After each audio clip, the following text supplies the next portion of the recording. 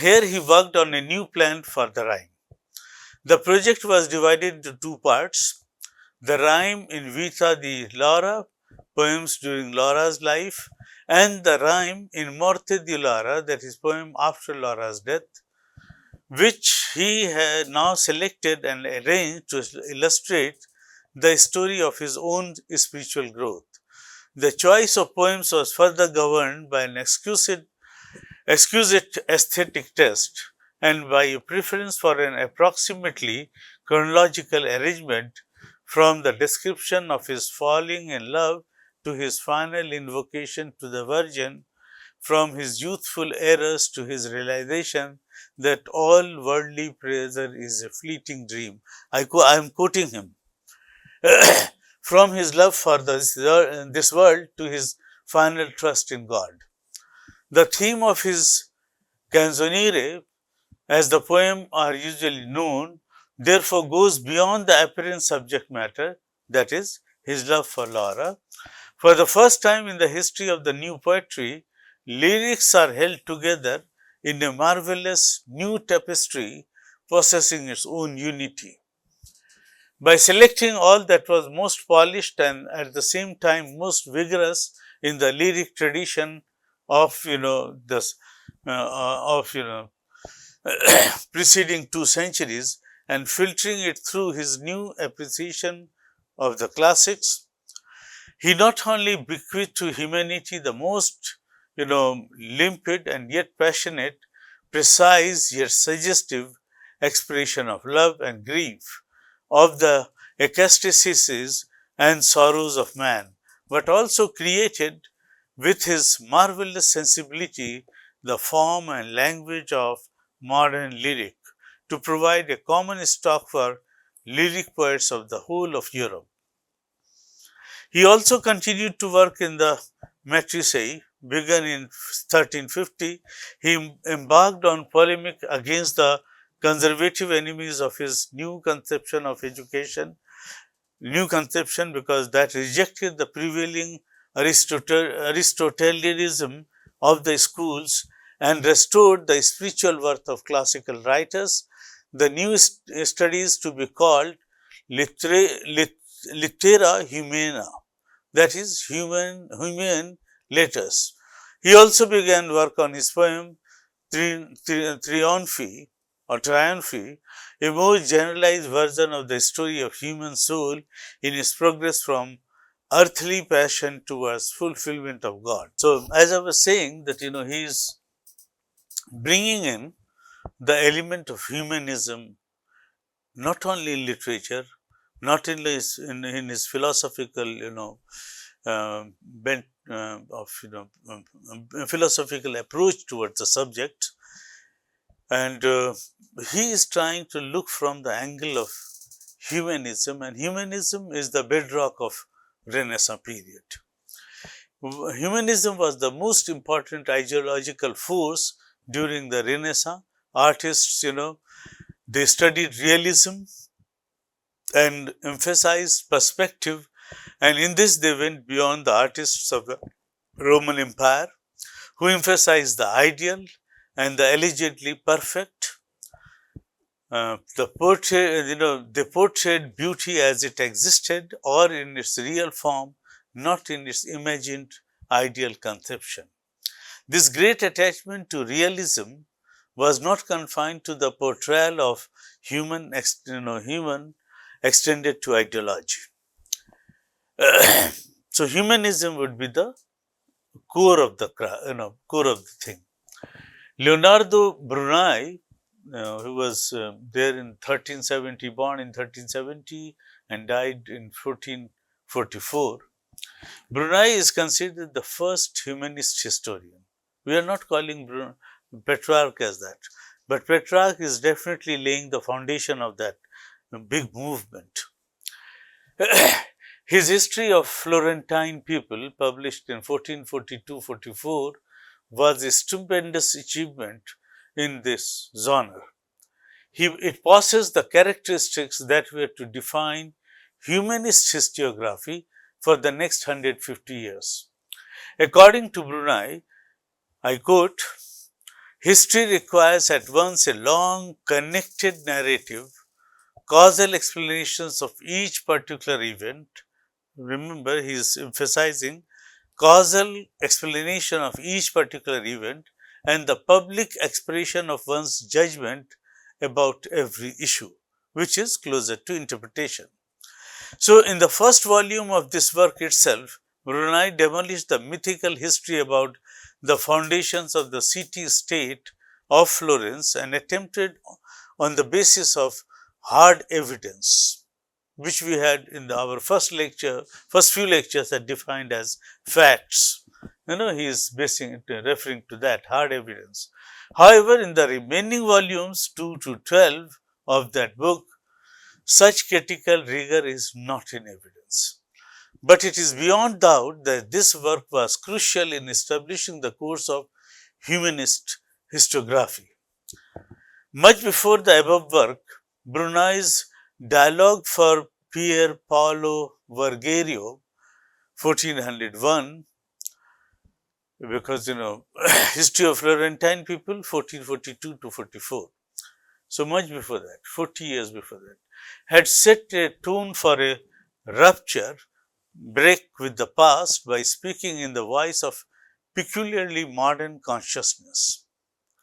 This trend continued with his Cicero Novus, that is New Cicero, 1415, and Commentary, 1419, and Del Bello Italico, 1441. In these works, in this trilogy, Brunei mainly based his accounts on the classical sources so much that they were often regarded as translations rather than original histories. However, it is important to realize that he himself considered history as a form of translation, but as translations of a kind in which many sources were used with freedom. His historical writings may be considered as textual montage. He regarded history as a literary genre that could be best presented as a narrative and whose purpose was dialectic and patriotic.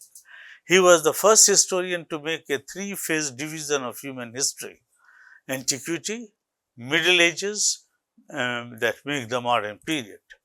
This idea had originated with Petrarch, who had distinguished the classical period from the later decline. But it was Brunei who historicized it. Flavio Biondo, 1392-1463. Flavio Biondo, 1392-1463. Biondo is reputed both as a historian and antiquarian. Historians during this period were generally defined as scholars who constructed some form of rhetorical history that was mostly about political matters, means the main subject was political. On the other hand, an antiquarian was conceived as a person who collected mostly non-literary remains of the past and wrote about them generally in a non-analytical manner, very placid manner, just a description. In the writings of Biondo, both these scholarly activities, you will find, are combined. With him, a serious scholarly investigation of Roman antiquities started. As the main rival of Brunei and his mode of historical representation, Biondo questioned Brunei's method of almost total reliance on ancient historians and generally single sources for writing histories. Biondo endorsed the conjectural model of historical reconstruction, which, if you remember, I had told the class that we should have controlled speculation. This is what he is referring to. So that was developed by Brunei in his history. The book is history, but which Brunei did not follow in his other works. Biondo wrote, three books: Roma Instaurata, that is Rome established, 1443-46; Roma Triumphans, that is Rome Triumphant, 1452-59; and Italia Illustrata, that is Illustrated Italy, written between 1448 and 1458, but ultimately published in 1474. The first two books dealt with the monuments and literature of ancient Rome and remained standard works for over a century, while the third was a geography and history of contemporary Italy based on his personal travels through 18 Italian provinces. Another important work by Biondo was Decades of History from the Deterioration of the Roman Empire, written between 1439 and 1453, published ultimately in 1483. In this work, he strongly reinforced the idea of a threefold division of European history. In all these works, Biondo emphasized the pastness of the past. I am deliberately using this phrase, pastness of the past, and insisted that facts should be separated from legends and myths, and that ancient remains should be studied as the historical documents and should not be revered religiously. Since it is ancient, it is, one should revere it. That is not the principle with him. You see, before I begin Lorenza Valla, I must say that with Petrarch, this approach towards a study of, the language had started. There was a heavy emphasis on, since these people also were interested in languages, so there we find a trend of historical linguistics coming into play. Now they would be looking at the vocabulary of the age, and then they would try to determine the age of the document. So this starts with this gentleman Petrarch, and it culminates in Lorenza Valla. That is his major achievement of his, him as a historian. Renaissance period saw the publication of a large number of sources, trend that began in Italy but later spread elsewhere. Along with this fact, it tended to be critical, and the man who typifies both these tendencies was Lorenza Valla. Here I would like to refer to one very classic, modern classic I would say, by Cochrane, where you will find the author is telling us that how come, what will explain this massive, if not explosion, at least spread of so many works occurring in so few years in Italy. There should be some explanation for this. So according to the author Cochrane, there was a substantial section of population which had turned literate in Italy, because this literacy rate was so high that they needed something to read. And with the coming of the printing press, Gutenberg, movable printing press, I mean, the process of publishing very fast also started. So there was a compatible production of literature as well as writers of literature. And that explains partly, I would say, there are many other economic and political factors that partly explains why these people started going ahead of other European counterparts during their times. This gentleman was born in 1407 at Rome, Papal States, Italy, and died on 1st August 1457, again in Rome. He translated the works of Herodotus and Thucydides, whom we had already discussed, into Latin in the 15th century before the fall of Constantinople, that is 1453, thereby making the works of the founders of historical science, I am deliberately saying historical science, available to the Latin reading public. He also collected a large number of documents, but what is more significant perhaps is that he checked them for their authenticity on the basis of the linguistic equipment and veracity, and thereby establishing certain canons of criticism. I am saying canons of criticism, not certain rules. Massive books on rules of criticism, canons. Canons, canons of criticism would also mean, as I was saying, that he, for example, found the tract of donation of Constantine This text is available on net. If you wish, you can read it there, to be a forgery.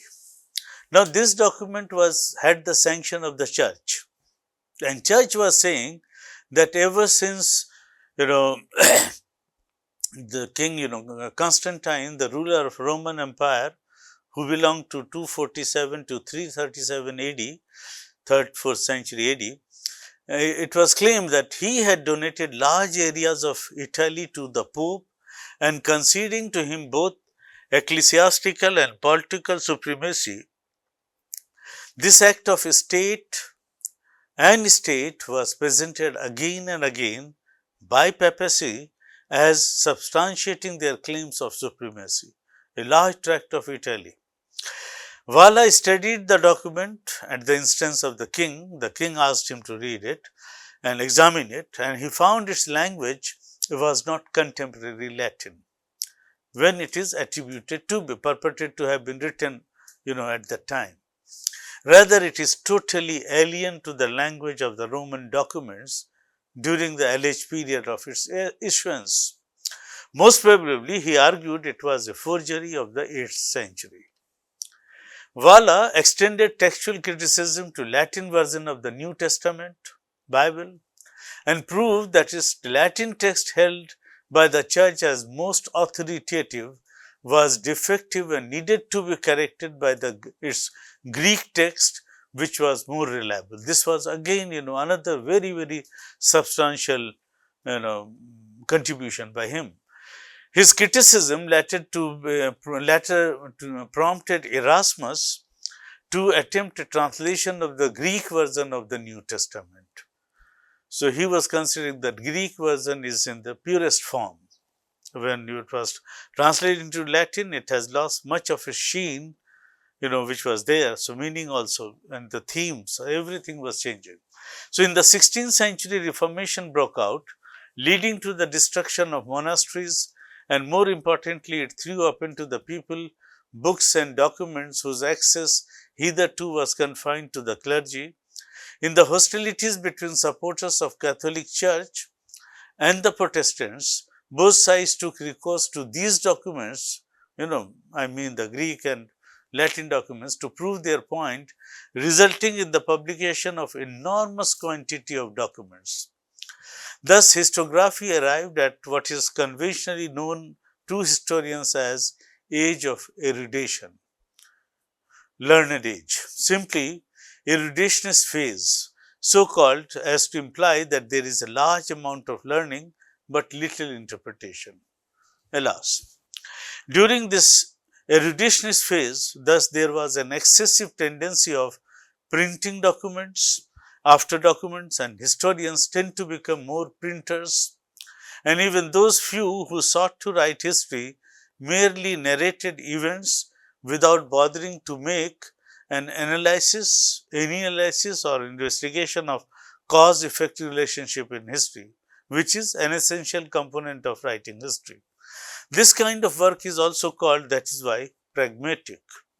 Pragmatic histories are erudite, uncritical histories. They simply reproduce what is told in the sources. If you remember, I had told you about Leopold von Ranke, wer ist technische Wesen, that kind of thing. Thus, the kind of framework that had been suggested by Bacon and Descartes latter was, at least for a time being, thrown out of the window. The period, however, saw an enormous amount of documents being unearthed and published. At least this fact is correct. This tendency of erudition was not confined to documents, but in the 17th century you will find a comprehensive survey was published in France on the Roman remains of Montfaucon. This work, by its accurate drawings, measurements and detailed information on the remains, wherever possible, set a standard which even later archaeological findings found hard to follow. This survey was undertaken by Montfaucon. As one of the most important Italian humanists, Valla's contribution to the development of modern historical method is or can be understood as twofold. That is, one, development of text criticism, a critical attitude towards the text, and relatively realistic history writing. His method of text criticism was brilliantly brought out in his most remembered work, most discussed work, that is Discourse on the Forgery of the Alleged Donation of Constantine, that is 1440, which he did. I will also say something on this later on. We supported the campaign launched by his patron, King Alfonso of Aragon. This king wanted him to examine this against the papal authorities for the furtherance of his, their claim on certain Italian, his claim on certain Italian territories. But the fact that Valla had higher aims in his mind was clear from the first page of this text. He was aware that many would be shocked if he reviews this by what he wrote against not only temporal but also spiritual authorities, and would charge him with rashness and sacrilege. These are his own words, rashness and sacrilege. It would amount to, tantamount to saying something very unholy, blasphemy. But he said that he was conscious of that. But he said that he was not afraid. Why?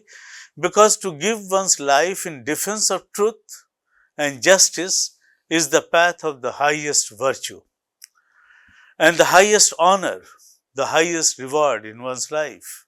He then proceeded to prove through detailed criticism that the so-called donation of Constantine, by which large territories in Rome and the whole of the Western Roman Empire were supposed to have been given to the church by the Emperor Constantine, was actually a fake.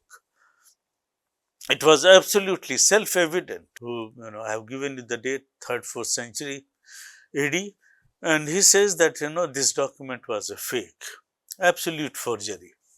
Now, to say something, declare something as a forged thing, which was bolstered by the church, which had the backing of the church, in other words, on which the entire property claim of the church depended.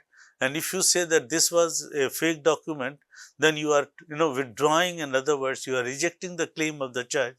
And how could the church will tolerate it, and what would be the reaction of the church and its followers?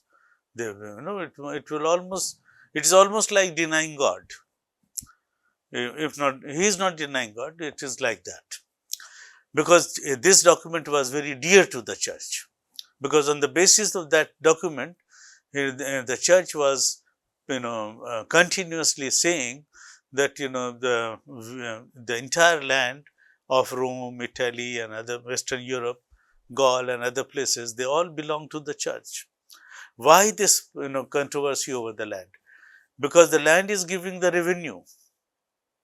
Land is giving the revenue. So the king, he also wants the revenue. And this is the time one should remember, 15th century, 16th century is the time when on the one hand feudalism is declining, on the other hand the king is trying to assert his power and try to claim, try to have his own centralized army, try to have his own bureaucracy instead of depending on the feudal lords. So they needed revenue. That is the bone of contention between the two. Why at all the king would ask, if there was no crisis of revenue? This is, one interpretation. Later on, I will give you the document, how, a portion of it, what, Lorenza Valla would be contesting. That look here, their language is so different, vocabulary is so different, that, that was not the part of the language or the vocabulary of that time when this, this document was supposedly composed. The treaty was agreed.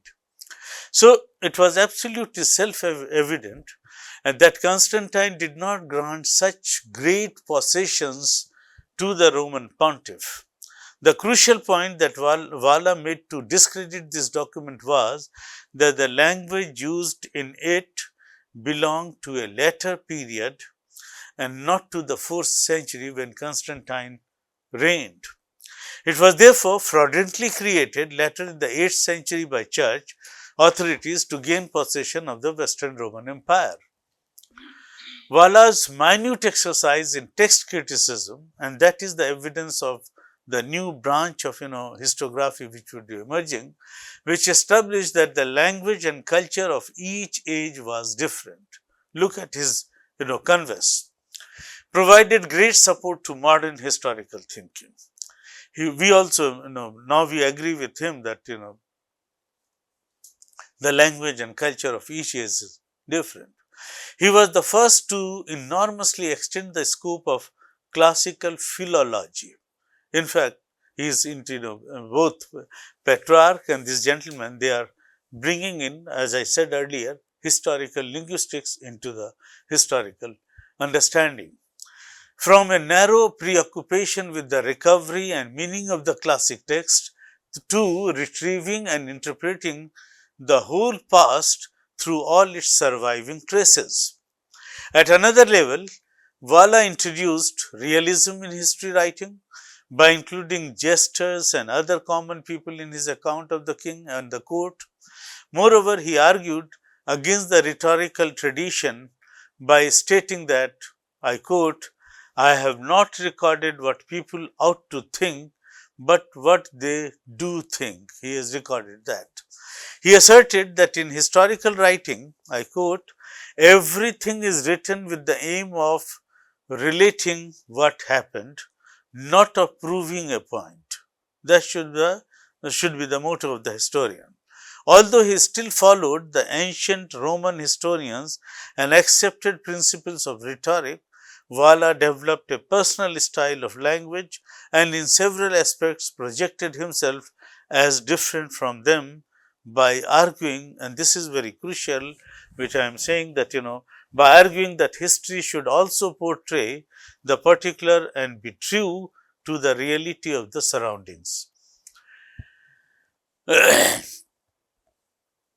Now, I will give you a quotation and I will also explain how he is trying to prove that, look here, I am just giving one portion of it and how his approach is different from others. Valla's discourse on the forgery of the alleged donation of Constantine. I quote the entire passage and in between I shall be explaining also. I know that for a long time now, men's ears are waiting to hear the offense with which I charge the Roman pontiffs. Look at the claim. It is indeed an enormous one due either to supine or else their ignorance or to gross avarice, for during some centuries now, either they have not known that the donation of Constantine is spurious and forged, or else he is giving some concession to them as if they did not know about it, succeeding generations, else they themselves forged it, or possibly they forged it, and their successors, walking in the same way of deceit as their elders, have defended as true what they knew to be false. They say this is by saying this he is trying to say that this was a falsehood deliberately created and made to believe. They say the city of Rome is theirs. Theirs the kingdom of Sicily and Naples, the whole of Italy, the Gauls, the Spains, the Germans, the Britons, indeed the whole West. Look at the territory these names cover. For all these are contained in the instrument of donation, that is, donation of Constantine itself, who have heard tiara, tiara, T-I-A-R-A, tiara, that is Phrygium, used in Latin. He is questioning that. He is saying that in Latin, who has heard this term tiara? You talk like a barbarian and want to seem to be a speech of Constantine's or of Lactantius. You say the shoulder band, is a strap, and you do not perceive what a strap is. This is very interesting. For you do not visualize a leather band, shoulder band is made of leather band, which we call a strap. encircling the Caesar's neck as an ornament. It is of leather. Hence, we call harness and whips straps. Harness and whips are called straps. How can one have shoulder band like that? But if ever gold straps are mentioned, it can only be understood as applying to gilt harness such as is put round the neck of a horse or of some other animal. But this has escaped your notice, I think.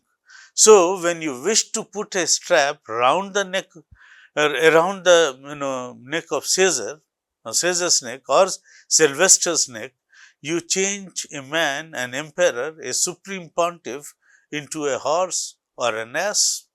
You behave, you're reducing them into their stature. And at the same time, all the standards and banners, what do you understand by standards? Standards. Signa. Signa are either statues at the same time. Signas are the statues, for the ancients did not paint on walls but on tablets or military standards. In the former sense, small statues and sculptures are called sigilla. Now then, did Constantine give Sylvester his statues or his eagles? What could be more absurd than this? But what banners may signify, I do not discover.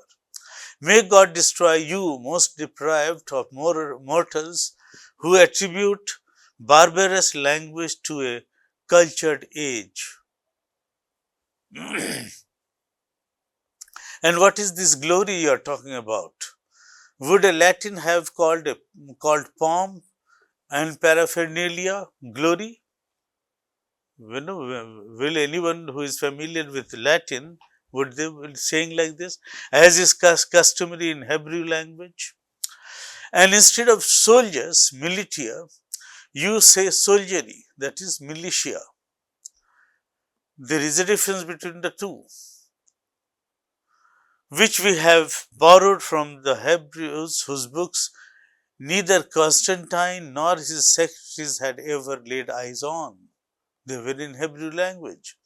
Does not that barbarous way of talking show that the rigmarole was composed not in the age of Constantine, but later? Boors commonly speak and write that way. The unlettered people speak like that. So, thus, these vocabularies he is checking and telling us. Valla added diversity and relativism to the humanism and individualism of Renaissance thought. For him, philological criticism was a means to understand that each culture had its own particularity. The historical process was irreversible, and the classical sources should be interpreted on their own terms.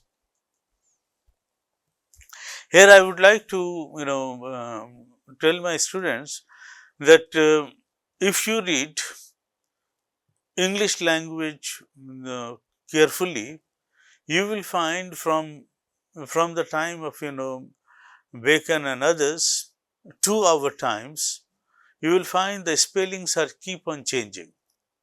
Same spellings are not there. I will give you the example of caste. It was till 19th century, caste was spelled as CAST, caste. But Buchanan has written about caste system in South India, so he is saying caste, CAST, caste.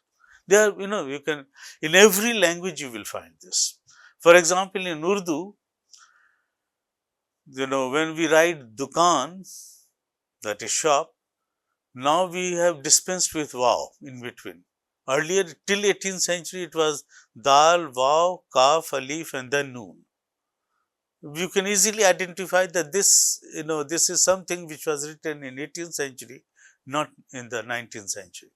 So, this is called linguistic rigor. which Namier will be emphasizing later on. In the latter part of our course, I shall be emphasizing on that. Now, Leonardo da Vinci, you will be surprised why I am bringing him here.